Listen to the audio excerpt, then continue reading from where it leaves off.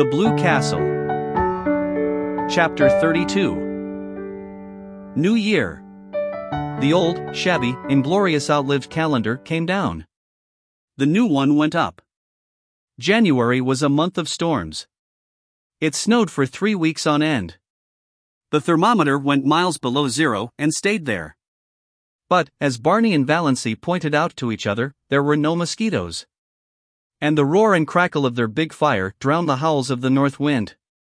Good Luck and Banjo waxed fat and developed resplendent coats of thick, silky fur. Nip and Tuck had gone. But they'll come back in spring, promised Barney. There was no monotony.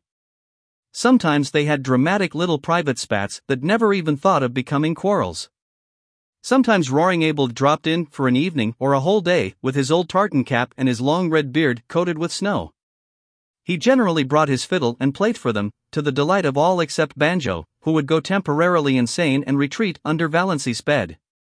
Sometimes Abel and Barney talked while Valancy made candy for them. Sometimes they sat and smoked in silence a la Tennyson and Carlyle, until the Blue Castle reeked and Valancy fled to the open. Sometimes they played checkers fiercely and silently the whole night through. Sometimes they all ate the russet apples Abel had brought, while the jolly old clock ticked the delightful minutes away. A plate of apples, an open fire, and a jolly good book whereon to look are a fair substitute for heaven, vowed Barney. Anyone can have the streets of gold. Let's have another whack at Carmen. It was easier now for the Stirlings to believe Valancy of the dead. Not even dim rumors of her having been over at the port came to trouble them, though she and Barney used to skate there occasionally to see a movie and eat hot dogs shamelessly at the corner stand afterwards.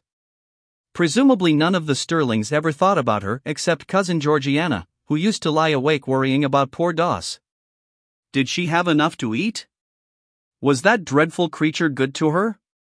Was she warm enough at nights? Valancy was quite warm at nights. She used to wake up and revel silently in the coziness of those winter nights on that little island in the frozen lake. The nights of other winters had been so cold and long.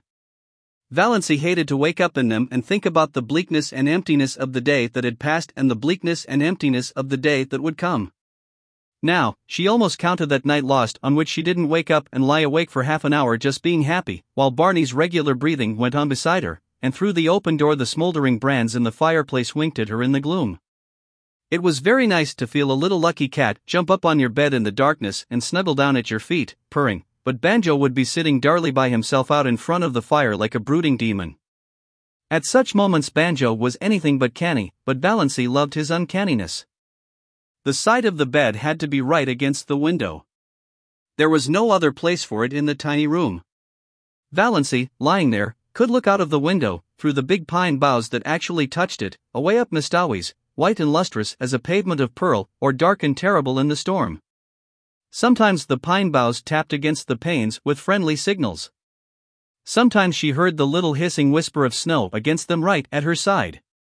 Some nights the whole outer world seemed given over to the empery of silence. Then came nights when there would be a majestic sweep of wind in the pines, nights of dear starlight when it whistled freakishly and joyously around the Blue Castle, brooding nights before storm when it crept along the floor of the lake with a low, wailing cry of boding and mystery. Valancy wasted many perfectly good sleeping hours in these delightful communings.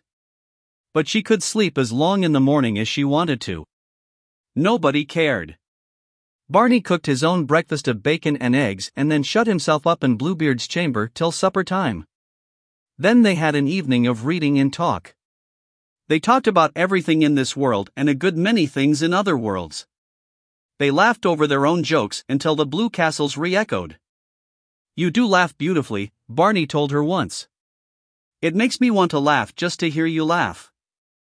There's a trick about your laugh as if there were so much more fun back of it that you wouldn't let out. Did you laugh like that before you came to Mistawey's, Moonlight?" "I never laughed at all really. I used to giggle foolishly when I felt I was expected to. But now, the laugh just comes." It struck Valancy more than once that Barney himself laughed a great deal oftener than he used to and that his laugh had changed. It had become wholesome. She rarely heard the little cynical note in it now.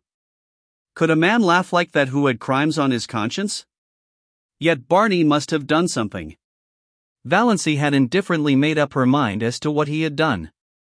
She concluded he was a defaulting bank cashier.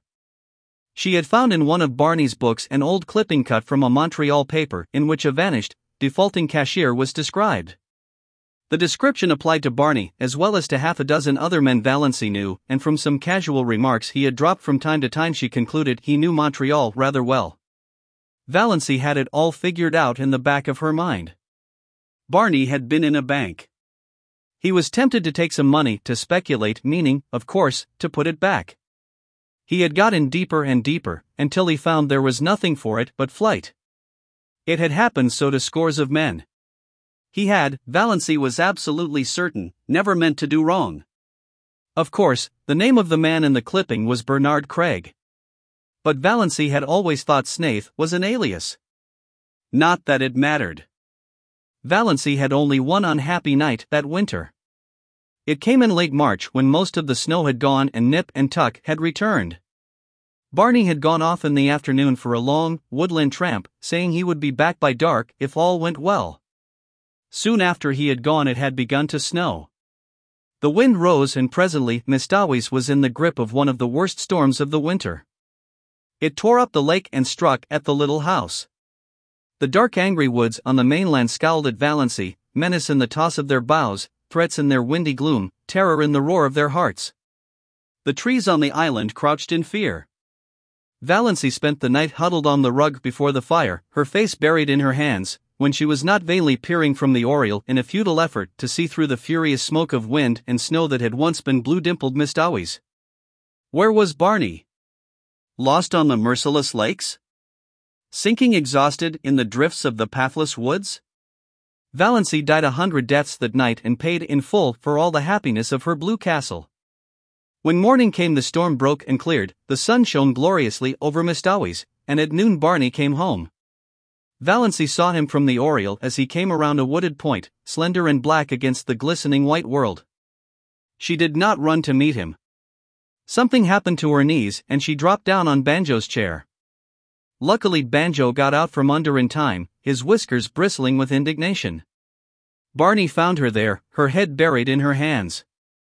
"Barney, I thought you were dead," she whispered. Barney hooted. "After 2 years of the Klondike, did you think a baby storm like this could get me? I spent the night in that old lumber shanty over by Muskoka. A bit cold, but snug enough. Little goose. Your eyes look like burned holes in a blanket. Did you sit up here all night worrying over an old woodsman like me?" "Yes," said Valancy. "I couldn't help it. The storm seemed so wild. Anybody might have been lost in it. When I saw you come round the point there, something happened to me. I don't know what. It was as if I had died and come back to life. I can't describe it any other way."